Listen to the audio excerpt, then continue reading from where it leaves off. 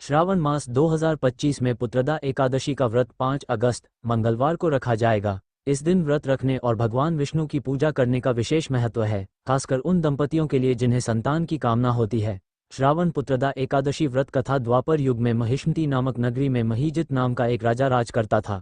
राजा बहुत ही धर्मपरायण और शांत स्वभाव का था, लेकिन उसे कोई संतान नहीं थी, जिस वजह से वह बहुत दुखी रहता था। राजा का मानना था कि संतानहीन व्यक्ति को न इस लोक में सुख मिलता है और न ही परलोक में। संतान सुख की प्राप्ति के लिए राजा ने कई उपाय किए, दान पुण्य और यज्ञ भी करवाए, लेकिन उसकी यह इच्छा पूरी नहीं हुई। एक दिन राजा ने प्रजा के प्रतिनिधियों को बुलाकर अपनी व्यथा सुनाई। ये सुनकर प्रजा के प्रतिनिधि और मंत्रीगण राजा के दुख का कारण जानने के लिए लोमश ऋषि के पास गए। ऋषि ने अपनी दिव्य दृष्टि से राजा के पूर्व जन्म का हाल देखा और बताया कि पिछले जन्म में राजा एक वैश्य था। वह हमेशा एकादशी का व्रत करता था, लेकिन एक बार उसने एक गर्भवती और प्यासी गाय को तालाब से पानी पीने से रोक दिया था। उसी पाप के कारण राजा को इस जन्म में संतानहीन रहना पड़ा। ये सुनकर मंत्रीगणों ने लोमश ऋषि से इसका प्रायश्चित पूछा। तब ऋषि ने उन्हें श्रावण मास के शुक्ल पक्ष की पुत्रदा एकादशी का व्रत करने की सलाह दी। उन्होंने कहा कि सभी प्रजाजन और राजा स्वयं यह व्रत करें और इसका पुण्य राजा को दें। ऋषि की सलाह मानकर राजा और रानी सहित सभी प्रजाजनों ने विधि विधान से पुत्रदा एकादशी का व्रत किया और उसका पुण्य राजा को दे दिया।